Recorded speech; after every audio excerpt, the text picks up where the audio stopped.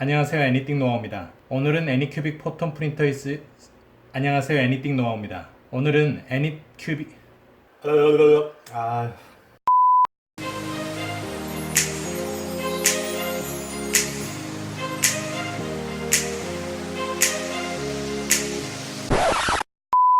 안녕하세요, 애니띵 노아입니다. 오늘은 애니큐빅 포톤 프린터에 사용되는 레진의 설정값을 다시 한번 알아보도록 하겠습니다. 치트박스나 포톤 슬라이서 등의 설정에 사용되는 값인데요. 지난번에 한번 설명드린 적이 있는데 다시 한번 디테일하게 설정에 대해서 설명드려 보도록 하겠습니다. 치트박스를 열게 되면 오른쪽의 중간쯤에 세팅이라고 하는 항목이 있습니다. 이 세팅이라고 하는 항목에 들어가면 기계에 대한, 머신에 대한 설정값, 그 다음에 레진의 가격, 그리고 프린트 설정값, 그리고 오브젝트를 채울 거냐에 대한 설정값 등을 넣을 수가 있습니다. 여기에 가운데가 프린트의 설정값을 넣어줄 수가 있습니다. 그래서 이 설정값들에는 뭐 레이어 하이트라든가 바텀 레이어 카운트, 익스포저 타임, 뭐 이런 등등등등 여러 가지 설정들이 있는데요. 한번 뭐 개념을 익히시게 되면 크게 어렵지 않은 그런 개념으로 보실 수 있을 것 같습니다. 그래서 지난번에 한번 설명드렸던 이미지들을 가지고 다시 한번 그 용어들을 설명드려 보도록 하겠습니다. 애니큐빅 포톤 프린터를 살펴보게 되면 위쪽에 이렇게 왔다 갔다 하면서 오브젝트가 형성되어지는 곳, 이게 이제 플랫폼이라고 불리는 거고요. 이 아래쪽은 레진을 담아두는 레진 배트가 되겠습니다. 그리고 이 레진 배트 아래쪽에 PET 필름이 붙어있는 이 아래쪽에서 UV 라이트가 이렇게 위쪽으로 쏘여지면서 이 아래로 내려와 있는 플랫폼에 빛이 쏘여지는 거죠. 그러면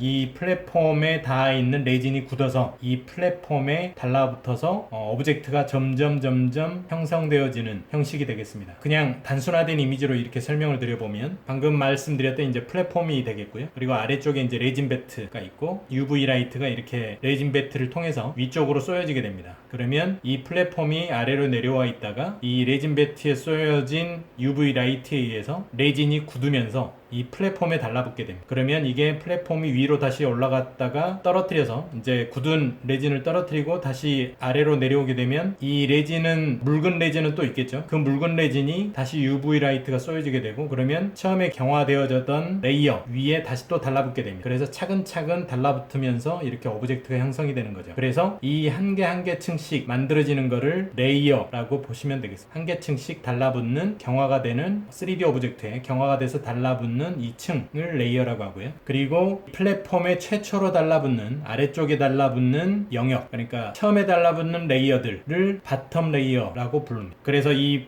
처음에 형성되어지는 바텀 레이어는 이 플랫폼에 달라붙으려면 UV 라이트가 계속 오랫동안 쏘여져야 여기에 이제 단단하게 달라붙는 거죠. 그래서 이 단단하게 달라붙는 시간, 이 아래쪽에 최초에 형성되어지는 레이어에 UV 라이트가 쏘여지는 시간을 바텀 익스포저 타임이라고 부릅니다. 그리고 이 아래쪽에 바텀 레이어, 이제 이 바텀 레이어들을 몇 개 층으로 할 거냐라고 하는 거가 바텀 레이어 카운트가 되는 거죠. 그래서 보통 저 같은 경우에는 바텀 레이어는 8장, 이 한 장, 두 장, 세 장, 네 장, 뭐 이렇게 쭉쭉쭉 쌓여가면서 달라붙는 레이어를 8장 정도로 하게 되면 단단하게 아래층에 이 플랫폼에 고정이 되는 것이죠. 그리고 바텀 레이어의 노광 시간, 그러니까 이 바텀 레이어가 단단하게 굳도록 해주는 시간은 55초로 하고 있습니다. 그런데 이 55초나 뭐 이런 바텀 레이어의 장수, 이런 것들은 생산되어지는 레진별로 약간씩 그 특성이 다릅니다. 제가 말씀드리는 이 설정값들은 기본적으로 애니큐빅사에서 나오는 그린 레진, 가장 기본 레진이라고 할 수 있죠. 가장 저렴하기도 하고요. 그래서 그 기본 레진이 형성되어질 수 있는 값을 말씀드리고 있는 겁니다. 그래서 이 아래쪽에 최초의 바텀 레이어, 그러니까 가장 아래층의 레이어들이 굳고 나면 그 다음부터는 일반적인 레이어의 노광 시간을 갖게 되는데요. 이 일반적인 레이어의 노광 시간은 10초로 두고 있습니다. 그게 exposure timing. 그리고 이 모든 레이어의 두께, 뭐 바텀 레이어가 됐던 일반 레이어가 됐던 이 모든 레이어의 한 개 층의 두께는 0.05mm로 설정을 하고 있습니다. 그래서 치트박스에 있는 설정값과 같이 비교를 해보겠습니다. 여기에 최초에 나와 있는 레이어 하이트라고 하는 거는 이 오브젝트가 형성되어지는 각각의 한 개 층의 높이를 레이어 하이트라고 하고요. 그거는 0.05mm로 쓰고 있습니다. 더 낮게 쓸 수도 있고요. 그리고 바텀 레이어 카운트라고 하는 거는 이 최초의 플랫폼에 달라붙는 레이어의 층수를 의미합니다. 그래서 그거는 8장이 되겠고요. 예를 들어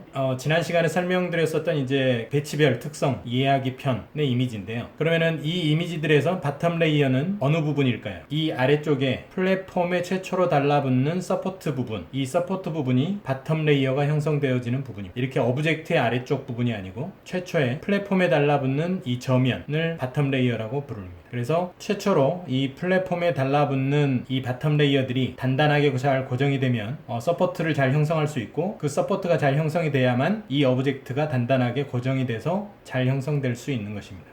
그리고 세 번째 줄에 보면 exposure time이라고 있는데요. 이 exposure time은 기본적인 노광 시간, 말씀드렸듯이 일반적인 레이어의 노광 시간, exposure time을 말하는 겁니다. 그래서 한 개층씩 10초간 UV 라이트가 쏘여졌다가 굳어지면 떨어지고, 다시 또 이 레진 배트에 담가져서 10초 동안 빛이 쏘여지면 그 방금 전에 형성되어졌던 레이어 아래쪽에 다시 또 레이어가 굳어져서 달라붙어서 굳어지게 되고, 다시 또 들어올리면 레진 배트에서 떨어지고, 또 밑으로 레진 배트에 가라앉혀서 UV 라이트를 쏴서 굳혀주고, 이렇게 해주는 겁니다. 익스포저 타임은 10초가 되겠고요. 그리고 바텀 익스포저 타임은 설명드렸듯이 이 최초의 플랫폼에 달라붙는 바텀 레이어의 노광 시간을 몇 초로 할 거냐입니다. 그래서 저 같은 경우에는 55초로 하고 있고요. 바텀 레이어의 익스포저 타임이 부족하게 되면 이 플랫폼에 제대로 정착이 되지 않습니다. 출력물이 계속 출력이 되다 보면 점점 이 플랫폼으로부터 이 최초의 바텀 레이어들이 이격이 되는 거죠. 지금 이거 같은 경우에는 그러니까 서포트의 저면을 만들어주는 라프트가 있고, 그 위에 이제 서포트가 이렇게 설치가 되어지는데, 이 라프트 자체가 플랫폼으로부터 이격이 돼서 이렇게 휘어지게 돼서 결국에는 이 출력물 자체가 제대로 형성이 되지 않게 되는 이런 현상이 발생하게 됩니다. 그리고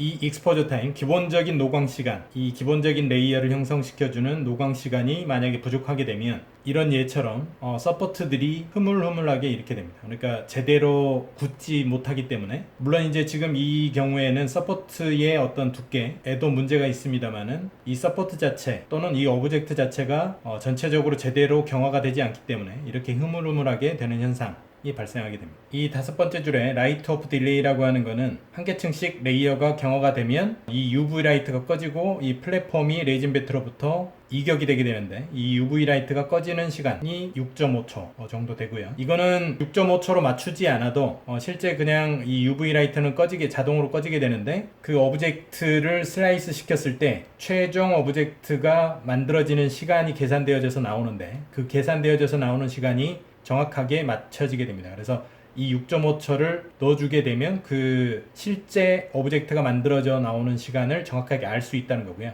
그리고 실제로도 그 레진 배트의 플랫폼이 왔다 갔다 하면서 달라붙는 시간이 6.5초 정도 됩니다. 그래서 바텀 리프트 오프 딜레이, 바텀 리프트 오프 딜레이도 역시 마찬가지입니다. 그래서 이 바텀 리프트 오프 딜레이도 6.5초로 넣어주면 정확하게 이제 시간이 맞춰져서 나오는데, 저는 이제 이거는 숫자를 빼놓은 상태입니다. 이것도 같이 숫자는 똑같이 6.5초로 맞춰주시면 더 좋겠습니다. 그리고 바텀 리프트 디스턴스라고 하는 건데요. 이 아래쪽에 레진 배트로부터 이 플랫폼이 들어 올려지는 높이를 말합니다. 그래서 처음에 바텀 레이어가 형성되어졌을 때 레진 배트로부터 이격되는 시간이 바텀 리프트 디스턴스가 되고요. 그거는 5mm로 맞춰 놓으시면 됩니다. 그리고 리프팅 디스턴스는 일반 레이어가 경화가 되고 난 이후에 이격이 될 때의 이격 높이를 몇 mm로 할 거냐. 그리고 바텀 리프트 스피드라고 하는 건데요. 바텀 레이어가 만들어졌을 때 경화가 되고 난 이후에 들어 올려지는 속도인데요. 1분에 65mm의 속도로 들어 올려져라 라고 하는 겁니다. 그래서 거의 이 스피드 값은 애니 큐빅 포톤의 디폴트 값 정도로 보시면 되겠습니다. 여기에 바텀 리프트 스피드나 리프팅 스피드 그리고 리트랙트 스피드는 이 플랫폼이 올라갔다 내려갔다 하는 거에 대한 속도를 의미를 하는 건데요. 이 속도는 거의 디폴트 값으로 보시면 되겠습니다. 그래서 65, 150 정도 되고, 이 값은 레진하고는 상관없이 이 프린터의 속성으로 보시면 되겠습니다. 특별히 손대지 마시고 그냥 디폴트 값으로 놔두시면 되겠고, 레진별로 설정을 만져주는 값은 레이어 하이트 값, 그리고 바텀 레이어의 카운트, 그리고 익스포저 타임, 그리고 바텀 익스포저 타임 라이트 오프 딜레이, 바텀 라이트 오프 딜레이, 이 값들만 조정해 주시면 되겠습니다.